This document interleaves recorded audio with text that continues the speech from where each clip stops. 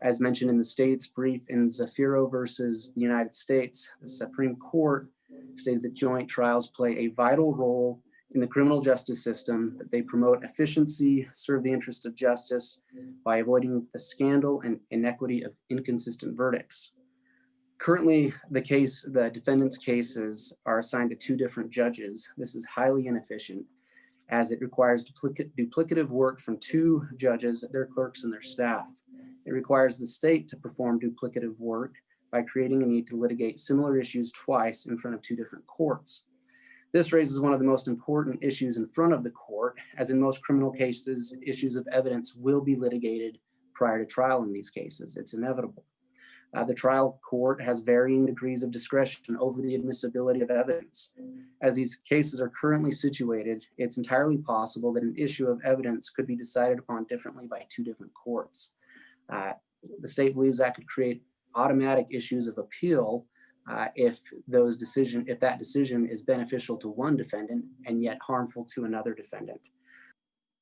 Hi there, everybody, and welcome to Law&Crime Report. I'm Jesse Weber, and the man that you just saw is the prosecutor leading the case against Lori Vallow Daybell and her husband, Chad Daybell, out of Idaho. This is the couple who are currently facing charges related to the discovery of the human remains of Lori's children, Tylee and JJ, found on Chad's property. In a closed hearing today, attorneys for the defendants are arguing that Wood should be disqualified. This is a major issue, and I want to talk about it right now. Joining me is criminal defense attorney Adam Konta and forensic scientist Jennifer Shen. Thank you both for coming on. Adam, I want to start with you on this. So the attorneys are arguing that Wood, they're alleging that he unduly influenced, maybe even intimidated Lori's sister, Summer Shiflett, and had improper communications about the case with Lori's sister-in-law, Zulema Pastinas. Now, Zulema was actually married to Alex Cox, who's a key figure in this case, and I'm going to get into that in a second. But what do you make of these allegations? Well, the allegations are shocking, but what's even more shocking is the path that the judge is taking. The fact that this is now a closed proceeding is really the most shocking part. One of the fundamental rights we have in our system is that it's an open and public system, meaning that the press can come, the press can hear. The only time I really ever see a courtroom closed, in my experience, in my trials, would be if there is an undercover cop that they don't want to burn the identity of, or someone in witness protection. Those are really the only two times. So the fact that they're doing this in a closed door setting, even knowing that the other attorney. All right, I think we're having a little bit of audio issues right there, so let's just cut out of that for a second, Adam, and we'll jump back to you in a second. Jennifer, let me see if I can ask you this question about what this might mean, because anybody who's joining this case, Summer Shiflett, she was the one who previously had defended her sister Lori, said that she could have done nothing bad to her children. She ended up recanting that and said she apologized as she was wrong. Zulema was married to Alex Cox, who is allegedly to have played a crucial role in possibly the killing of the children and the disposal of their bodies. So these are two key individuals. What do you think was discussed in these conversations? Now, we know that apparently these conversations were recorded. We don't have copies of those recordings. But what do you think was discussed? What do you think Rob Wood wanted to know from them? Well, I mean, what I can tell you is that an investigation is a long and painful process sometimes. And you have family members in particular who right from the get-go are very defensive of their siblings or parents or children, in this case, siblings.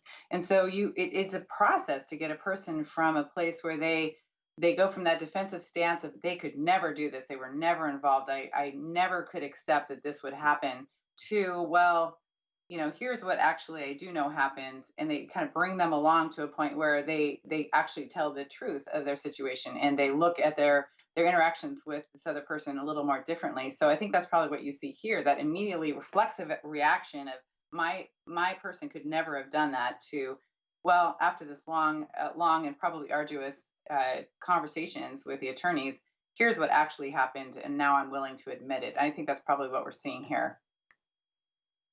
See, the thing is, Jennifer, the problem is we're all trying to get information about what happened to the kids. We all know that the Daybells haven't even been charged with murder. we believe that Alex Cox may have been that person who did that. Again, nothing has been definitively, concrete said at this point about what happened.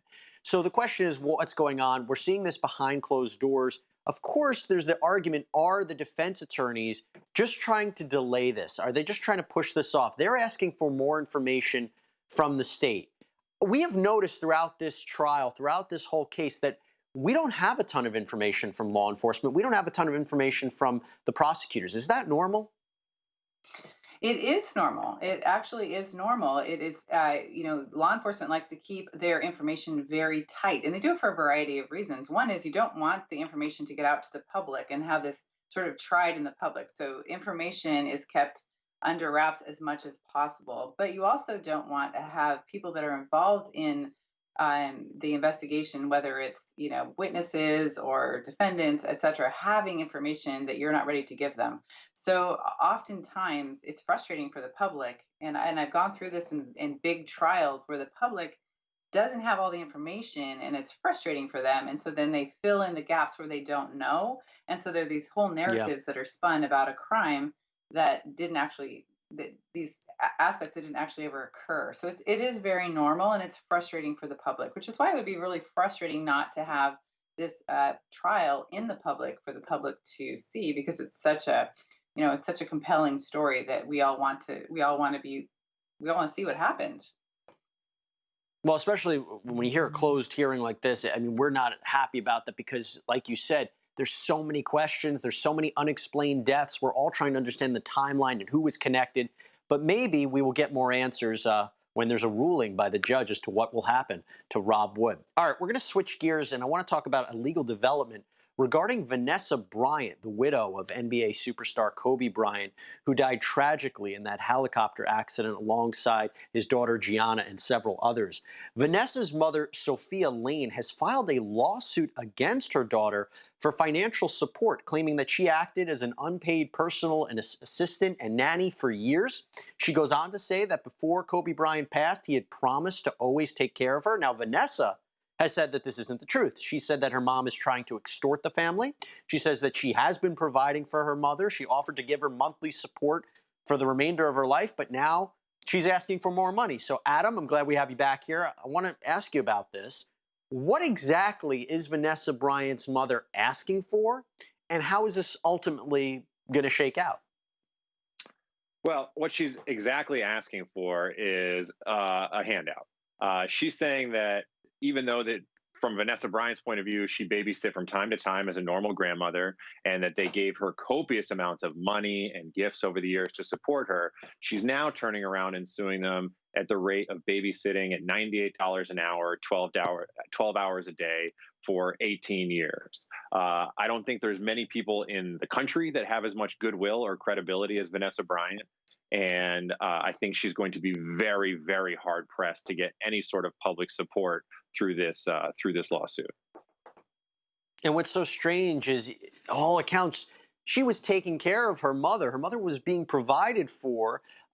There seemed to be some issue in the relationship where they didn't exactly want the mother living with them and the kids, but they gave her a place to live. They were supporting her. So it's strange that she turns around. But Adam, if it could ever be shown, if this litigation continues on, and somehow Sophia Lane can ultimately show that Kobe Bryant made a promise to her, whether it's an email saying you'll always be taken care of, does that change anything? Because Vanessa Bryant said that Kobe would have never done that. Yeah, in your hypothetical, it might change something. But I think what's important to remember here is the numbers that we're talking about are not going to affect Vanessa Bryant's life.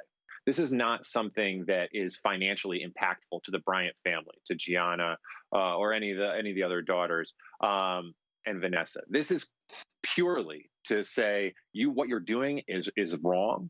You are taking advantage of us, and you are trying to kick us when we're down. Because if there was any legitimacy to it, they would just pay it and it would be done. Adam, typically these kinds of cases, I mean, it's ugly. Yeah, with the tragedy in that family, and now you have these family members fighting in a court or, fighting in legal documents. The idea that this could settle, what would a settlement look like? Because, again, this is a mother who was being taken care of financially by her daughter. What would a settlement ultimately look like? This is getting really ugly. It's not going to look like anything to us. It's going to be behind closed doors. If there is a settlement, it's going to be a mom, if you ever want any relationship with your granddaughters or me again, we are willing to do this, go away. That's what the settlement will ultimately look like. And we will never hear a word about it. They will never leak it. There will be non-disclosure agreements that go along with it if it happens. But if this is the stance that Vanessa is taking initially, then I think it's unlikely that there'll be a settlement. Is that true? You really don't think there would be a settlement here? Well, she made such a strong point. I mean, she said, listen, we've been kind to you. We've been good to you. We've been generous to you. And what you're doing now is suing us for, on part, based off a total lie. And on another part, you're trying to take advantage of being a grandmother and inflating both the time and effort you spent with our kids. So to me, this sounds like a very personal response put out by Vanessa saying, expect nothing from me. And how dare you? All right. Well, we'll have to see which way that one shakes up. It's a sad case. But when we come back, we have a lot more to talk about. First up, David Sparks, the man who pled guilty to murdering Savannah Spurlock. We'll be right back.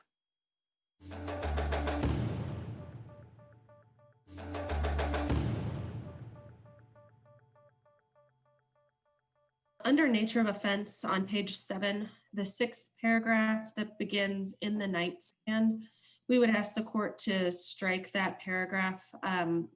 We would have contested the admissibility of those statements at trial. Similarly, on page 8, paragraph 6, the paragraph that begins post-arrest, we similarly would have contested the admissibility of that paragraph. Under the family members, we wanted to make sure that none of the contact information was going to be available to the press or the public. It's very important to Mr. Sparks' family. And on page 16, which is the recommendations of our probation and parole officer, he references potentially undiagnosed mental health issues, that to be an overreach of the assessment and the information that he has. We would ask that that be stricken from the PSI as well. I have Miss Spurlock here in my office via Zoom. I don't believe she would like to say anything. And I think Mr. Spurlock, Cecil, is actually via Zoom from the gravesite. And I don't think he would like to say anything either. Okay. All right. Well, this was resolved by plea 2 weeks ago. And Mr. Sparks, you agreed at that time to plead guilty to the charges of murder, tampering with physical evidence, and abuse of a corpse. Recommendation of the Commonwealth was 50 years on the murder, 5 years on the tampering, 12 months on the abuse of the corpse. All concurrent for a total of 50 years. I will accept that recommendation and impose that sentence. That concludes that portion of the hearing. And that was the sentencing for David Sparks, the man who pled guilty to murdering Savannah Spurlock out of Lexington, Kentucky. As you just heard, he was officially sentenced to 50 years in prison. The mother of 4 had gone missing back in January of 2019 after apparently leaving a bar with Sparks, and it would take months before her remains were ultimately found. Forensic material and physical evidence from the remains ultimately linked back to the defendant. And we heard from Spurlock's aunt, who says, "We are grateful that we do not need to endure the trauma of a trial, and that David Sparks can never get an appeal and go free." Jennifer, I want to start with you. If this went to trial, I feel the evidence was probably overwhelming against this guy. I mean, can you speak about what we had, the blood, the rug? What was the evidence against him? Well, they started with the fact that she was with him and she was last seen with him. And he admitted that she was with him in the morning or sometime at least late night. And so you have that connection. And then there was quite a bit of forensic evidence. The body is always a wealth of evidence. The body was found in somewhere that he lives. So therefore that connects the body to him as well. And then the forensic evidence, there was some blood evidence. I think she was wrapped in a rug that came from his home. And then whatever else that law enforcement had. When someone pleads guilty, and they're going to take 50 years. There is a lot of evidence. So when you have them together, both in life and really in death, plus all of the evidence that connects how that happened, that's kind of overwhelming. And it would be difficult to present all that to a jury and have a jury decide anything other than that you're guilty. Jennifer, let me just stick with you for a second, because I was surprised to hear the government said that they couldn't prove beyond a reasonable doubt aggravating factors which would have led to a more severe sentence like death or life in prison without the possibility of parole. How is that possible? When we're talking about aggravating factors, what details are we looking at here, and how could they not have proved it? I don't have obviously enough details about the case to know, but I do know the standard of proof for an attorney, for the district attorney to go forward on a higher charge is very, very high. And likely they were not able to actually connect him to the physical act of committing the murder. I don't know that, but that would be my guess, that, that you definitely have, that you don't have enough evidence to show why he committed the crime. I think that would be the problem, that he did commit it, but why? What level of mental preparedness had he in committing the crime? Was it accidental? Was it, premeditated? Right. Wasn't? I mean, that's what I think we're looking at here. Adam, let me turn it to you then. I mean, 50 years in prison, it's going to probably be the rest of his life, but it's not the death penalty. It's not life in prison. What is your perspective on the conclusion to this case? Well, in Kentucky, aggravated factors, it's a statutory thing. There are 7 or 8 upgrades that a prosecutor could seek as an aggravating factor. Was the person kidnapped? Was it a police officer? Was it done during an arson? Was it a prisoner?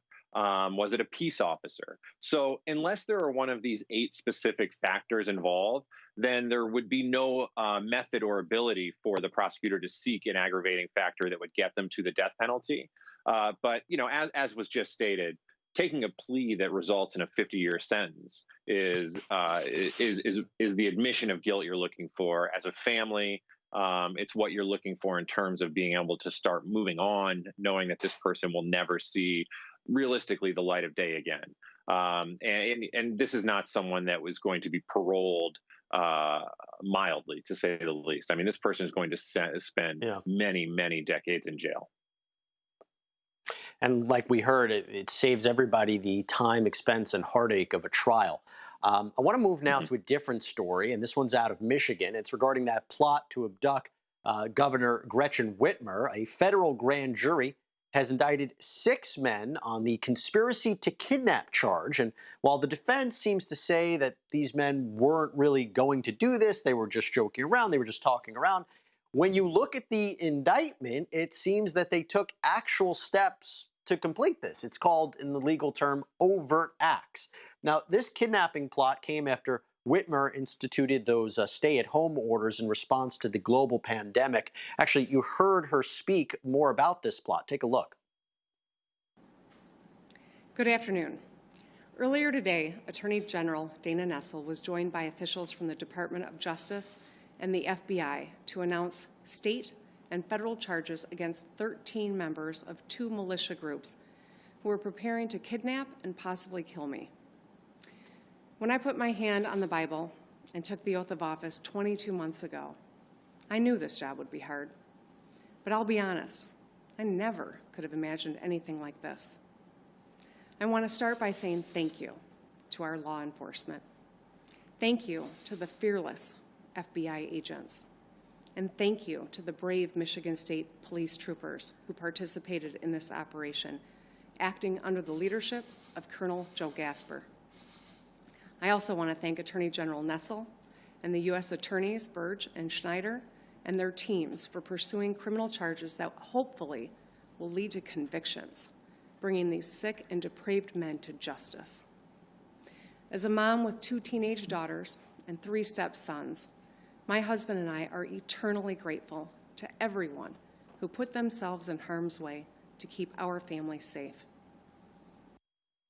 Adam, we know that other members of the plot have been hit with state charges, but now this group, these 6 people indicted on a federal charge, conspiracy to kidnap. What does this charge mean? How serious is it? And what do you think about how they're going to ultimately defend themselves? Well, they already tipped their hand on how they're going to defend themselves. They've said that, well, this was really just talk. We were just a group of guys, sitting around talking about kind of what if. But the problem is, like you mentioned earlier, in the law, we look at what's called overt acts. Did they do anything to further that talk? And in this case, these 6 were the most egregious in doing that. These were guys who had not only just specific talks and plans, but they surveilled her home during the day. They had plans to surveil her home at night. They had made a purchase of over $4,000 in explosives, and they had done run-throughs with an explosive device with shrapnel. This was well beyond the scope of was an overt act taken. This is an incredibly serious charge. And these guys, if convicted, could spend, 15, 20 years in prison for this, in federal prison. So, Jennifer, investigating this, you heard Adam talk about it, the surveillance, testing explosives. How does this investigation unfold? Because, like we said, there's one thing to say, joke around with somebody, hey, I'm going to do this, but these overt acts, these actual steps, whether it's even text messages or communications, field training exercises, talk to us around how this investigation unfolds. What are the investigators trying to look for? What is the material they're trying to look at? Well, these investigations are very complex. They take a long time, and I think there was use of undercover operatives here. They are using surveillance. They are using, they're using people that are embedded with these guys to actually catch them in trying to, plan these events and these overt acts we're talking about. So it's a pretty complex investigation. We're looking really these days. The ability to surveil is pretty extensive with video cameras and Ring doorbells and all the security cameras and all the businesses. There's the cell phone downloads we can do. We can break into almost any cell phone to get information, texts, emails, etc. So it's a long, complex process, but there's so much information out there now that it is much easier now than it used to be to put these investigations together and come up with a really solid case that these guys were in fact going to be committing some sort of crime, and in this case, kidnapping and possibly killing the governor. So this is, I think they did a really great job on this case. It's really impressive work. The 6 men are Adam Fox, Barry Croft, Ty Garbin, Caleb Franks, Daniel Harris, and Branda Cazurta. Adam, when you look at this, are they all in the same boat? Are some more responsible than others? In other words, do we see maybe 1 or 2 turning on the others, seeking a plea deal? And is that something that we would imagine prosecutors would be looking for, or would they not? They say, hey, listen, we got enough evidence to convict all of you. We don't need anybody turning on the others. Oh, no. I'm sure they're turning on each other right away. To answer your question in 2 parts, so are they equally culpable, even if they've done different things? The answer is yes. And the classic example I always give is a bank robbery. If someone goes in and robs a bank, shoots one of the tellers, the guy who's just waiting outside in the getaway car is just as guilty as the guy who shot the gun inside, because they were acting in concert. Sure. So in this situation, they're all going to be considered as guilty. But I guarantee you, the guy who ordered the $4,000 worth of explosives, there's 3 other guys in that group of 6 that can't wait to talk to the feds about him in hopes that they get a lighter sentence. Yeah, this isn't good. It's not good to be them right now. But that's not the only story that we're going to talk about, because we have a huge update for you in the Jeffrey Epstein saga as well. Let's take a quick break. When we come back, that's what we'll address. We'll be back.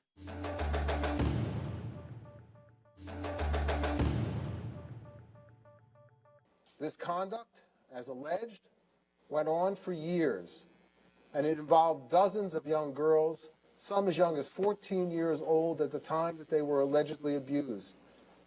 As alleged, Epstein was well aware that many of his victims were minors, and not surprisingly, many of the underage girls that Epstein allegedly victimized were particularly vulnerable to exploitation. The alleged behavior shocks the conscience, and while the charged conduct is from a number of years ago, it is still profoundly important to the many alleged victims, now young women. They deserve their day in court, and we are proud to be standing up for them by bringing this indictment. Combating sex trafficking and exploitation of children is a priority for this office and for the Department of Justice, as the sexual abuse of a minor can have devastating effects on victims, often lasting for years. That is why my office will not rest until perpetrators of these types of crimes are brought to justice. Victims' voices, including the many voices of Epstein's alleged victims, must be heard. That was Jeffrey Berman, the former U.S. Attorney for the Southern District of New York, talking about Jeffrey Epstein's pattern of abuse. And now we have a massive update. A former associate of Epstein and a modeling agent named Jean-Luc Brunel, this is the man who has been alleged to have supplied Epstein with underage girls. He was arrested in France on suspicion of rape, sexual assault, and human trafficking charges. Anne-Claire Lejeune, who's a lawyer representing several of Brunel's alleged victims, told the Daily Beast that the victims have long awaited his arrest, and they welcome this custody with relief and coincidence and confidence in the legal consequences that will be given. Their word finally takes on a meaning. All right, so Adam, what do you think about this? Because it's my understanding he was detained, he's being questioned, but it's not entirely clear if he has yet to be officially charged. He faces these series of charges. What do you make of it? Yeah, I mean, it all sort of sounds pretty logical, right? I mean, this is a guy who ran a modeling agency. He was hiding out. He was either in Senegal or on his way to Senegal. I think it was clever. He seemed to have tried to get out in front of this and distance himself from Epstein back in 2015. But man, when you hear that one sentence about the victims' attorneys, that there are just several victims' several victims waiting for this moment, for this person to be arrested, that's just not good. This now is not just one man's word against the government or even against an accuser. It's multiple people with what I'm going to have to assume are corroborated stories that just point right to this man who is in this unique position of power to find these likely victims. It's not good news for him. And it makes sense. It goes with the narrative we've heard so far with the Jeffrey Epstein saga. But Jennifer, my understanding is, as I was looking at this, he was being looked at and being investigated for a while. I mean, if you go back to August 2019, when there was a vow from prosecutors to look at not just Epstein, but anybody he was connected to, why now is the trigger pulled? Why now did they arrest him? What do you think was the tipping point to really set off this arrest? How does that usually work? There again, it's always very complex. And when you're going after a person of this stature, kind of a high profile target, you have to have all your ducks in a row. You have to make sure that you can make whatever you're arresting him for stick. You need to make sure that there is no way that it looks like you're doing this prematurely. You want to make sure everything is together in a nice tight package before you finally make that move. So I imagine that it took them quite some time. And as long as they're keeping track of him and they know where he is, then they're going to get all of that, everything right in a line and then go for it when they know that they are ready and they know that they can stand by what they've done. So it just takes a long time to do that, unfortunately. And Jennifer, these charges, when you talk about rape, sexual assault, human trafficking, isn't it tough to prove with forensic material at times? It can be. And so oftentimes we're using that, we're using video, surveillance, phones, text. You're really diving into more of the cyber world, which is, forensics, but it's just a sort of different sort of type of evidence than we're used to. It is because so many of these crimes are from so long ago. You're really looking at the victim's statements, then you're trying to corroborate their story by where they were and who they were with and who they told. And then you're looking at, you're just trying to find some sort of evidence to back that up. And sometimes that's videos, pictures, photos, that kind of thing. So that kind of work is it's just difficult. It's difficult. It's tedious. It takes a long time to make sure, again, that you are ready to make that move. And this is just another associate of Epstein who is caught up. We've been wondering and waiting to see who else would be arrested. And we're going to focus next on the arrest of in charge of Ghislaine Maxwell. How might this affect it? But first, let's go back to William F. Sweeney from the FBI, who was listing the charges back in the day against Epstein a long time ago. A lot of things have changed, but yet the narrative and all the allegations have not. Watch. Preserving the innocence of children is one of the most important responsibilities we carry as adults. Purposely failing children in any way is not an option.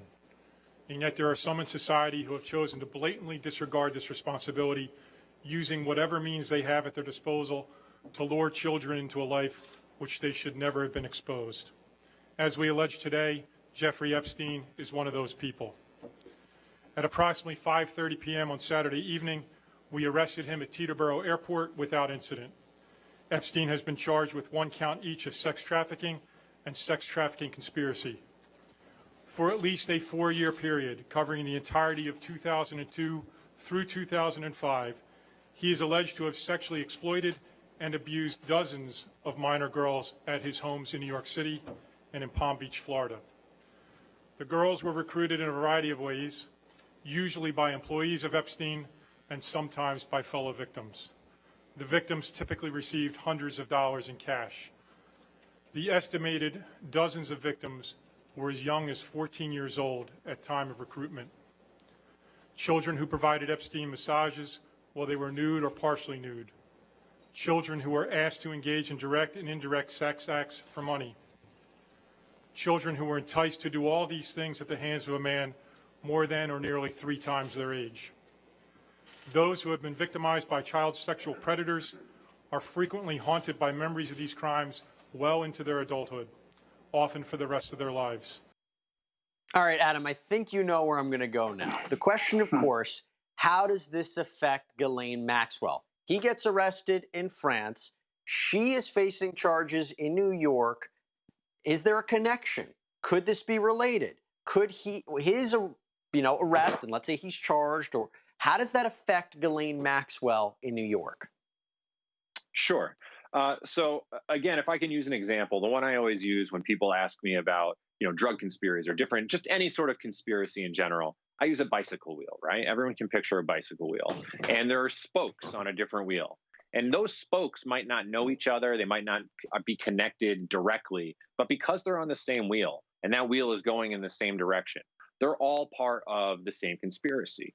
So any evidence that's gathered through Jean-Luc's arrest and vice versa through Ms. Maxwell's arrest, I think those will absolutely be used against each other and to corroborate what these victims are saying. Because I'm sure some of these victims had more to do with one, some might have had more to do with the other, some might not have had any idea that they existed at all, but together they paint the full picture. And so it's probably going to be very damaging ultimately to her prosecution. Okay, that actually raised a separate question for me now. Does that mean, I'm going to ask you a two-parter, does that mean that she could face charges in France or he could face charges in New York? Because I keep wondering, as soon as he gets arrested, is he like, I'll tell you everything you need to know about her. She's now speaking, I'll tell you everything you need to know about him. And I'm curious now, what is that cooperation between the French and U.S. authorities, and if they want to work out some sort of deal for either, and if they now could be charged in different jurisdictions, because this raises a ton of different possibilities. Yeah, that's a great question. And the answer is that this is sort of a race to get credit, right? So the reason that he was just arrested, I believe, is because he was about to get on a plane to Senegal and they would have lost him. So they needed to act now. Both of these organizations, very proud, historic law enforcement organizations, the U.S. federal government, the French federal authorities, they both want credit for bringing down the biggest international pedophile and child sex ring procurer in modern history. So they both want their hooks in that. So I don't know how much cooperation there's going to be. If they ultimately want to get to the bottom of this and have a fair and just prosecution for all the victims, then absolutely, they'll be open book, they'll help each other out, they'll share information. But if ultimately they're the ones who want to hang the shingle saying, we are the ones who successfully prosecuted what was left of the Jeffrey Epstein sex ring, then it might be a closed door. Jennifer, let me ask you this. Based upon the evidence we've seen, Brunel, I believe previously has indicated, or his representatives have indicated, he was not in hiding, he wasn't on the run, but we heard he was boarding this flight. He hasn't been seen in public for quite some time. I believe there was a opportunity, or there was a talk of him trying to release a statement, maybe a book about exonerating him some way. What do you think? Was he on the run? Well, I mean, certainly he was keeping a very low profile, and that does make you wonder for such a high profile person. I think, again, I'm sure law enforcement was keeping track of him, and I agree that they had to nab him before he got on that plane. So, to me, it looks like he distanced himself, and then he was trying to keep a low profile so maybe everyone would forget that he was involved in this sort of thing. It's a really big, he's a big catch, and this is just it's just such a horrifying crime. It's just so terrible. It's affected so many lives for so many years. It's just I can't imagine he wasn't trying to keep himself hidden away from the notice of law enforcement this entire time.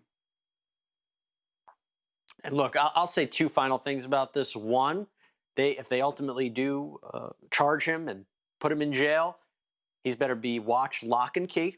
And number two, the other thing is there's a long time between now and Ghislaine Maxwell's trial. I said it when she was first arrested and charged, and we first heard when her trial date was. A lot of things can happen between now and then, and we will wait and see what happens. But we're going to take a break. When we come back, we're going to focus on a really bizarre and sad story. A man who posed as a missing child and was caught for it. We'll be back.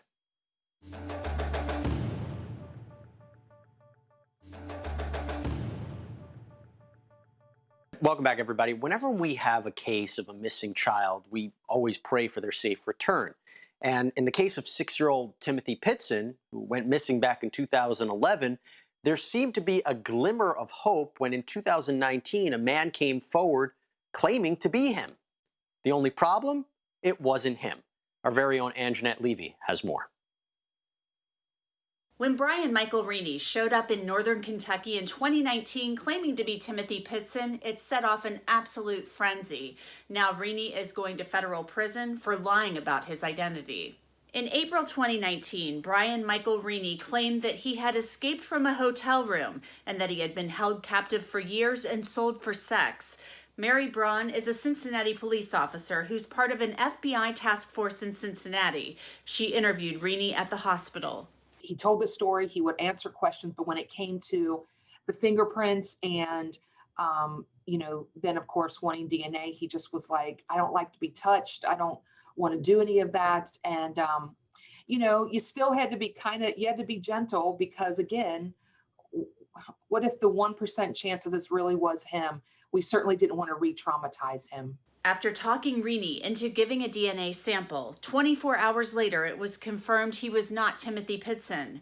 Timothy was 6 when he vanished from Aurora, Illinois in 2011. His mother took him on a 2-day road trip. They were last seen on surveillance video at a hotel in Wisconsin.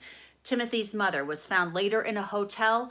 She'd taken her own life and left a note saying Timothy was safe and would never be found. It was pretty tragic, I thought. Reaney pleaded guilty to 1 count of aggravated identity theft in federal court this week. This marks the 3rd time he's impersonated a victim of sex trafficking. Federal prosecutors said Reaney caused unnecessary pain to the Pitson family. How could you not be hopeful? I mean, I was hopeful. We felt terrible for the family. It was a horrible thing that he did to them. Reaney told investigators that he learned about Timothy Pitson's case from watching an episode of 2020 and that he only wished he had a father that cared about him as much as Timothy's father appeared to care about his son. Reaney will be out next April with time served, and he's been ordered to seek mental health treatment. For Law and Crime Daily, I'm Anjanette Levy. Okay, so this is a really bizarre and strange and tragic case. Adam, let me talk to you. Why would he do this? It seems, I think there was an allegation or an understanding that he wanted to get away from his own family, but this has just brought new pain to an already painful story. What do you think about the conclusion of this 2 years in prison for what he did? Yeah, this is an interesting one. I deal with clients every day accused of crimes, and there's no argument in this situation. Obviously, meaning that what this guy did inflicted an unnecessary and intense amount of pain on a family that just above almost any other family did not deserve to have that pain inflicted on them. But it shines a light on one of the bigger problems in our country, it being mental illness and how to deal with it. When we see someone like this, it's easy to be mad at them because what they did was wrong and horrific. But this wasn't done for some sort of financial gain. This wasn't really done, with malice in mind. This is a sick individual who needs serious medical attention. That's my takeaway, my initial takeaway from this. Jennifer, I think you're with us. I know you're having some audio issues, so I hope you can hear me when I say this, because this is the issue here. We have DNA that proved it wasn't him. I'd like for you to speak about that, how that definitively shows we knew from the beginning it wasn't him. And two, based on the evidence in the case, do we have any clearer understanding of what happened to the actual Timothy Pitson? So it's a two-parter here for you. Can you hear me okay? Yeah, yes, I can. Jennifer, did you hear me? Yeah, I can. So, the thing about the DNA is that it's impossible to get away with this sort of thing now. And the fact that he was in prison means his DNA is in the database. So it would be unreasonable that someone could show up and say, hey, I'm this person, and with family members around to compare that DNA to, you're going to find out really quickly that it is not him, right? So it's sort of interesting that he thought that he could get away with that. He wasn't going to ever be able to. And secondly, this is just, what it does to the family is just it's so heartbreaking to have this person you put all your hopes on, and then it isn't him. So I don't know how this will affect the case going forward, except for they're just going to have to keep looking. They're going to have to keep one of the things that's interesting about forensics is that every 5, 6, 7 years, you can relook at these older cases. And because technology advances, you have the ability to maybe help solve crimes that you couldn't at the time. So that's what we're going to have to look for here, I'm assuming. And Jennifer, let me stick with you for a second, because what we do have are these video surveillance tapes showing where Timothy and his mother were going before he disappeared, before she committed suicide. There apparently was dried blood in the car, but it wasn't clear at that point if this was from a nosebleed that Timothy had suffered, on a prior occasion, or it was something more nefarious. The note that she left, signifying that you'll never find him, but he's safe. There are those who believe that maybe she left him with somebody, maybe a stranger. I believe that's an interesting scenario here. But again, can we speculate on whether Timothy is alive at this point? What does the evidence show us? And like you said, there could be advancements. What are you hoping it would show us? Well, it's going to be tough with the forensics that are involved in this case. It's going to be tough to, really you're going to be left with hoping that someone comes forward. In my experience, my child is safe and you'll never find them often means that the child has been killed, and now that child is in a better place, or that a person who does that has that kind of take, like life is so bad that if I kill my child and now he's in heaven, he's in a better place. He's safe. You'll never find him. So at this point, because they don't have anything else to go on, it's going to come down to someone coming forward, and maybe even the child himself will at some point, if he is alive, be able to understand who he is and where he came from. But I don't hold out a lot of hope, honestly. It just seems like a very tragic case. It really is. And Adam, I'm just going to ask you a quick 15 seconds. Is it possible Brian Michael Rini could get out before 2 years? It is possible, especially with good behavior and whatever other systems they have in place there to cut inmates' time down. Yeah, maybe. Look, at the end of the day, no one's going to forget what he did, even when he does get out. It's just a really sad case, and maybe we will get answers as to what really happened to the real Timothy one day. Adam, Jennifer, thank you for taking the time. I appreciate it. Everyone, thanks for joining us here on Law and Crime Report. We're back every day, 12 p.m. Eastern. See you next time.